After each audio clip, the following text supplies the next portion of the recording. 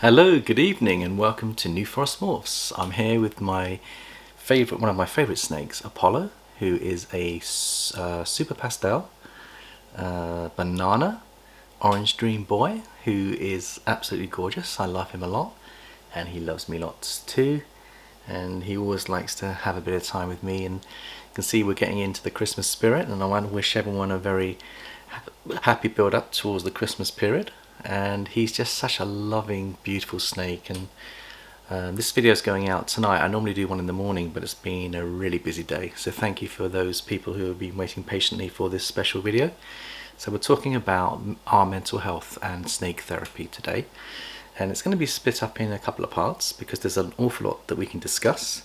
So I hope you find this helpful, and anyone out there that's suffering with any mental health issues, hopefully you'll get some strength from this video. And that's the intention, is to be able to spend some time with our family and friends who may be struggling with various mental health issues, and just looking at how snakes can help us through some of the challenges that we all face from time to time.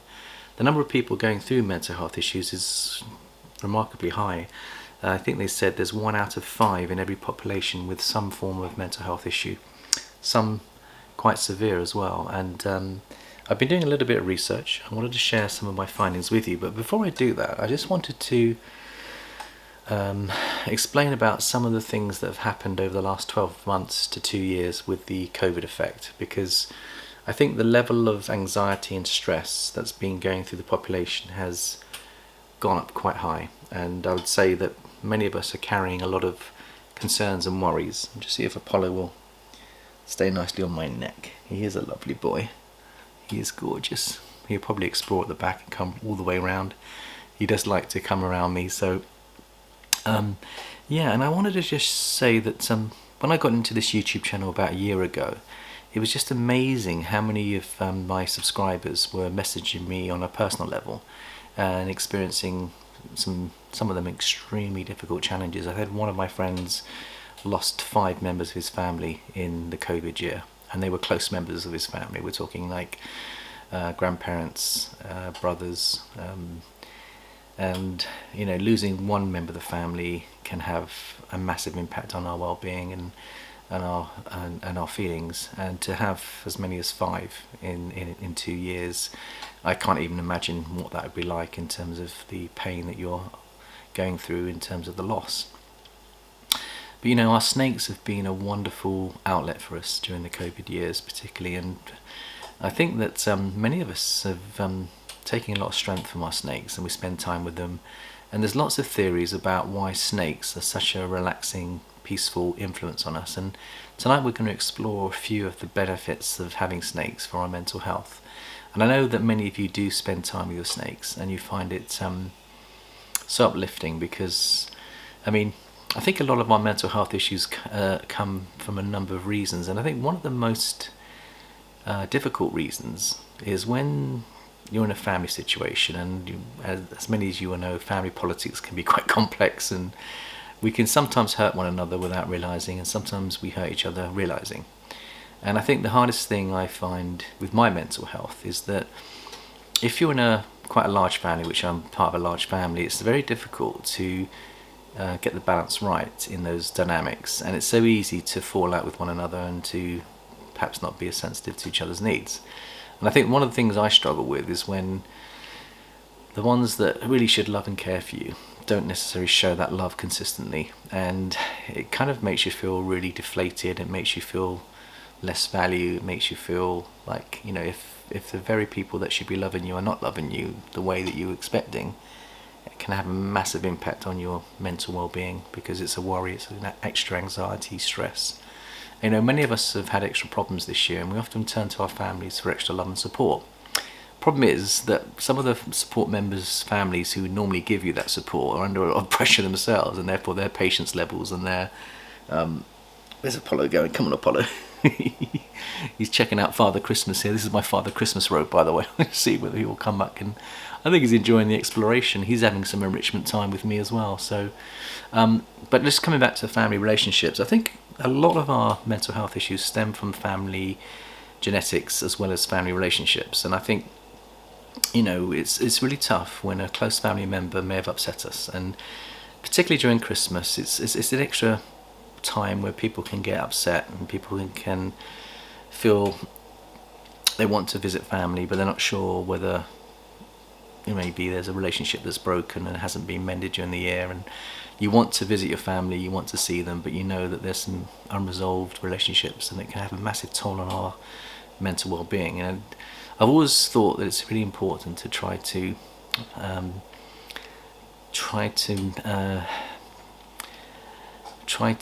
build and rebuild relationships that are very special to us, and it's the hardest thing when you've been upset, offended or hurt or even abused. And it's very delicate until I know a lot of us take professional therapy, maybe take some medication.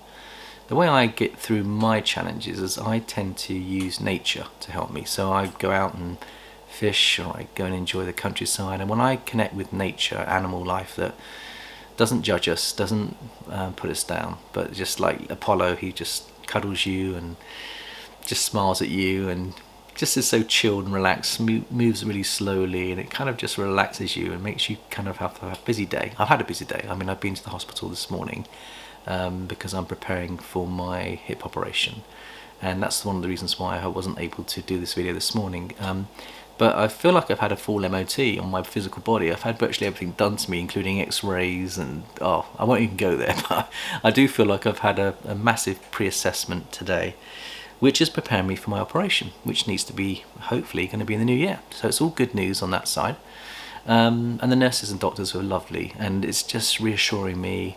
I think anxiety is one of the biggest causes of depression and feelings of feeling so low. And I think a lot of us suffer with anxiety, and anxiety is really a fear of the unknown, or fear of phobias that we might have. And talking about snakes, when I first got into snakes 2 years ago, if you would have met me 2 years ago prior to meeting my collection and coming in here with me and Jared, you would not think I'm the same person, because I had a phobia. I literally had a phobia for snakes. And I've been watching and doing some research, and there's this lady that formed part of a study who also had a phobia on snakes, and she decided to confront her phobia. Her consultant was saying that one of the ways of getting over phobias is to try to gently confront them. In other words, every time she saw a snake on TV, if she saw a snake in the wild, she went into this panic mode, thinking the worst outcome, and she saw the snake as a threat. And it's interesting, when our neighbours were complaining about our snake facility, they raised the issue that this guy's got snakes and it's like bad news. And I think there's an awful lot of the population out there that got this misunderstanding about snakes. They seem to think that they're like... I think the problem is, when we're at school, or when we're studying the scriptures, the snake has always kind of been symbolised as something quite evil, and it couldn't be further from the truth. It's part of God's creation. And it's interesting because the snake represents Lucifer, or Satan, in the Bible story, but also there's an equally beautiful story that talks about the snake representing Jesus Christ, our Saviour and Redeemer, who we celebrate his birth this year. And it's when Moses lifted up his staff and he had this snake serpent image on his staff, and he invited his followers to look at the serpent and live, meaning look at the Saviour and live. In other words, it was a shadow and type of the coming of our Saviour. So it's interesting how the snake has been portrayed to be this evil serpent that just wants to beguile us. In reality, the Saviour himself has been symbolised as a snake, as light, truth and knowledge, comfort and healing. And I think that I'd like to think that our snakes have this light about them. They have this great power of healing, as our Saviour does. And I think for me, and I know a lot of my viewers, and I remember connecting with a nurse this year, and she was I think she was a trainee nurse, and she had a couple of girls, and she was like working long hours, and she was asked to go onto the front line of the COVID, the heat of battle. And a lot of our nurses and doctors have been through immense pressure, and they're just about to go through another round of it. It's coming. So the interesting thing there was that she connected with me, and I won't say who it is because I want to protect her privacy, but she did connect with me, and she said, when I come home and I know that there's snakes to enjoy, and to stop my children from worrying about the COVID, we all get together as a family and we enjoy our snakes. And straight away, the stress of working at the front line in the NHS, the hospitals, she came home and she just had so much time to de-stress with her snakes, and she said it meant so much to her. And I love that, because it kind of shows you just how powerful these animals are. They do de-stress us, and I'm very grateful for that. So thank you everyone for your contributions over the last 12 months, sharing some of your experiences with us. I've also had other viewers who said that they had family members who were experiencing suicide attempts, and I think one person lost a family member to suicide, and that was difficult. I also experienced many families on our channel who were going through COVID and experiencing what COVID can do to their families, and it was very challenging because there was health issues as well as not being able to see family. And we've been very lucky here up until last week, because none of our family here have actually had COVID. And one of the reasons why Jared isn't here is because part of his family is suffering at the moment with COVID, and we pray for his recovery. They're in good spirits, they're isolating, and I know that they'll get through this, and I know that the snakes will be a great comfort to their family to help them get through this period as well. So we're grateful for your love and prayers, and please continue to pray for Jared and his family. I know they'll come through it, and I'm grateful for the love and support that we're getting from our friends and families. So coming back to snake therapy, let's just go through some of the different forms of mental health issues that can arise. Now, we talked about anxiety, we talked about depression, and often they say that we move in and out of depression because life throws a lot of challenges at us. And I think over a lifetime, most of us will experience some form of depression, and there's nothing wrong in that. It's part of nature for us to go up and down. And I think if we acknowledge it and accept it and actually receive the necessary treatment, it's actually acknowledging it is part of the power of healing. Once we know that we do suffer with mental health issues, we shouldn't be ashamed.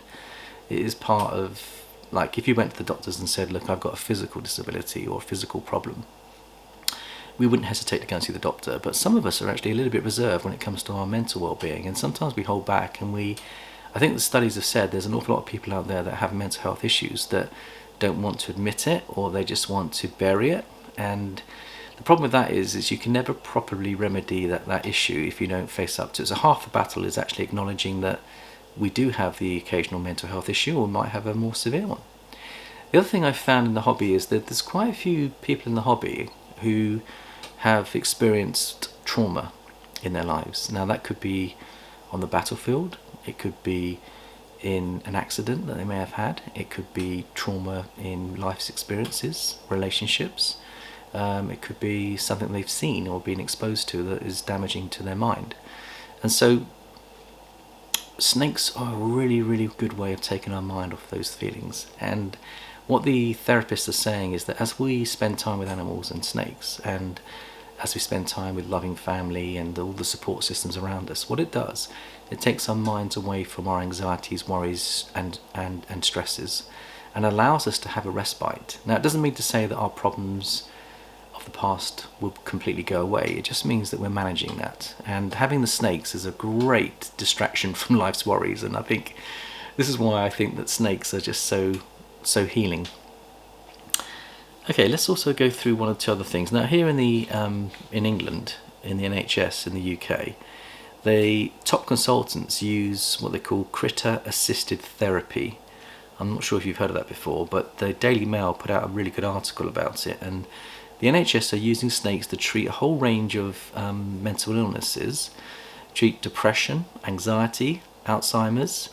They treat bipolar, schizophrenia, dementia. Psychiatric hospitals also use snakes in treatments. Post-traumatic stress, so soldiers coming back from battle, are also given snakes to help them with their management of their trauma. And there's other patients that suffer with manic patients also use snakes to help them control their feelings.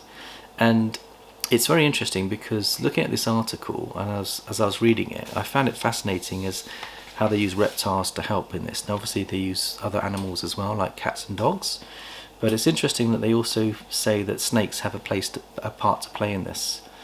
I just read a little thing by a doctor called Dr. Del Priest Kelly, who actually runs the critter assisted therapy in Worcestershire, and he works in the NHS for private psychiatric hospitals. And this is what he had to say. He said, "Animals have a remarkable ability to calm even the most traumatized patients, helping them talk about their feelings more than they do in a conventional therapy session. This may be because they are less likely to feel judged." Now I'll go along with that. Says Penelope Johnson, a chartered psychologist from the University of Sunderland, who is researching the benefits of various therapies where patients interact with animals. Patients, especially with mental health issues, often feel they can form a relationship with an animal that is more honest because they do not fear they are being categorized as someone with a mental health problem, is what she says. So that's non-judgmental, as I was saying earlier. And she was also saying that different animals are suited for different conditions. So obviously they use lots of different animals, including horses, dogs, reptiles as well. Patients with paranoid schizophrenia often like skunks because they are the same size and shape as a cat but will not jump immediately off your lap and further damage your self-esteem.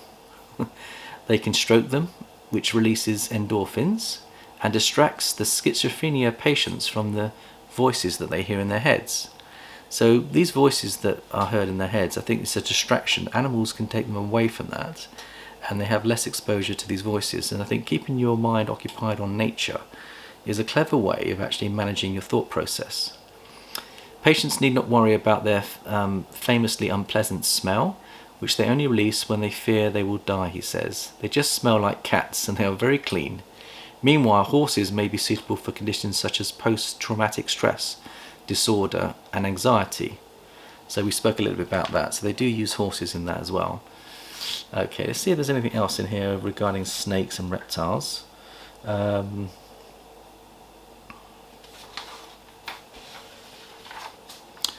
Lizards. Okay, here we go. So here's something I'll share with you.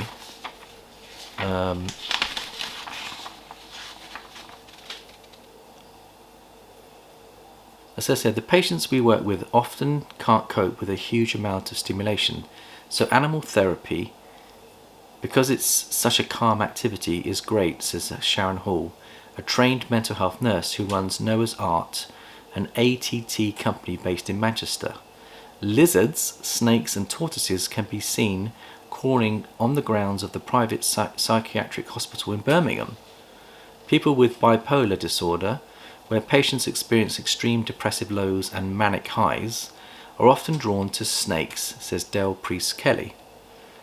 They have a massaging effect as they slither over you, he says.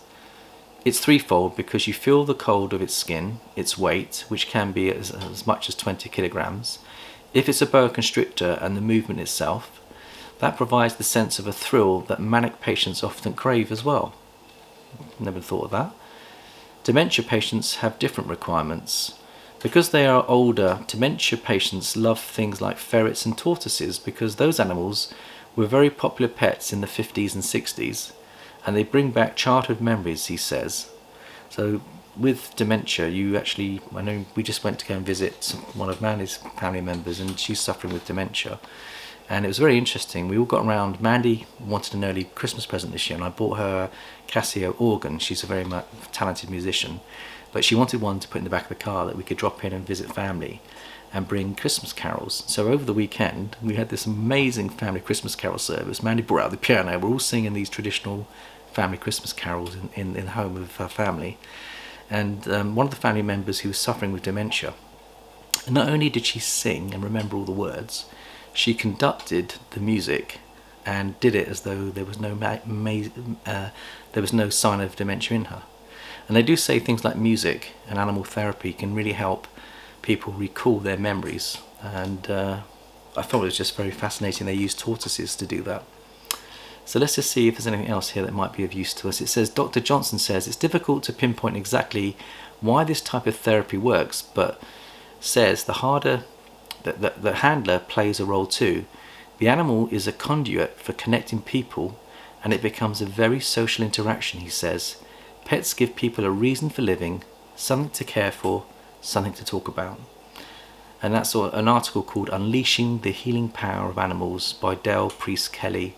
Is out, I think it's out next year as a publication. So if you want to have a look at that in more detail, please feel free to look them up. Unleashing the Healing Power of Animals. Now, just in the last few minutes, I wanted to share and give a shout out, particularly to a fellow breeder in America. His name is called Jon Fealy. Now, he is very open with his mental health issues, and he's explaining to us on his YouTube channel about snake therapy and how it can help people with mental health issues. So I'm just going to share a little bit of that with you. I'll just put Apollo back now because I think he's had plenty of time to play with us, and then we'll just share that little clip with you, and then we'll call it a wrap.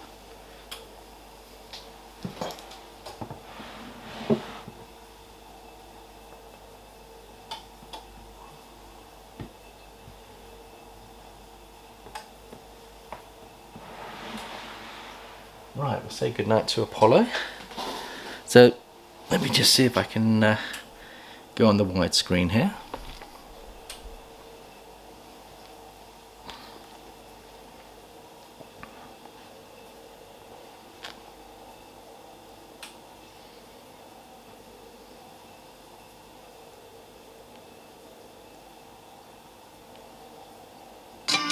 So what makes snakes such great emotional support animals?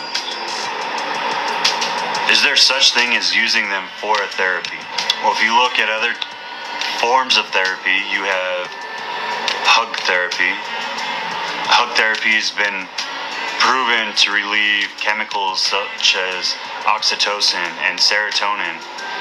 Chemicals that in your mind when they're released and in your body when they're released, they make you happy. They help you have control. Our animals are literally pulling us out of our fear, calming us down. That secureness, that feeling of you're not alone.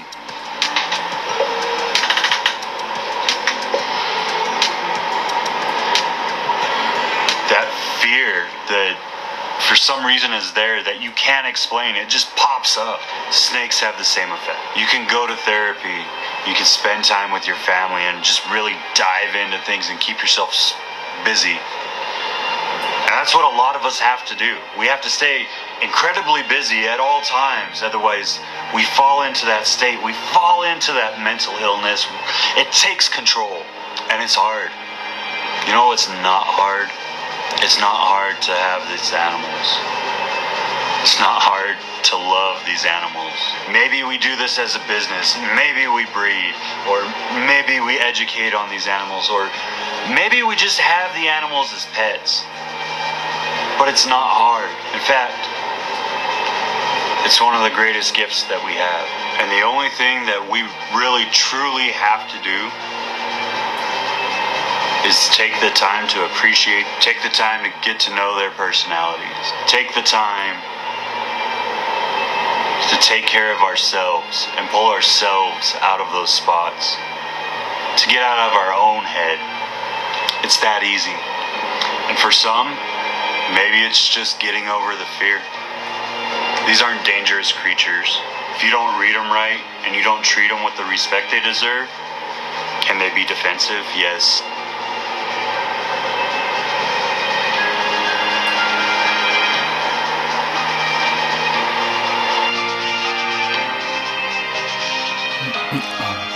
If you want.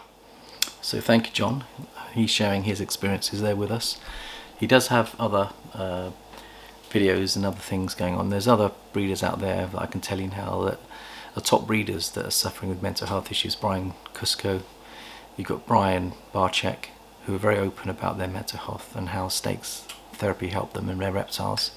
You know, you've got other breeders out there who also are very open about their mental health issues. So I just wanted to end by just saying that how grateful I am that I have this beautiful hobby to help me stay focused, to help me. There's another side to this besides the snakes. It's the social interaction and the connection on YouTube, particularly when we're in isolation and we can't maybe meet our friends, but we can get a chance to kind of communicate in love to one another, give each other a little bit of lift, give each other a little bit of help.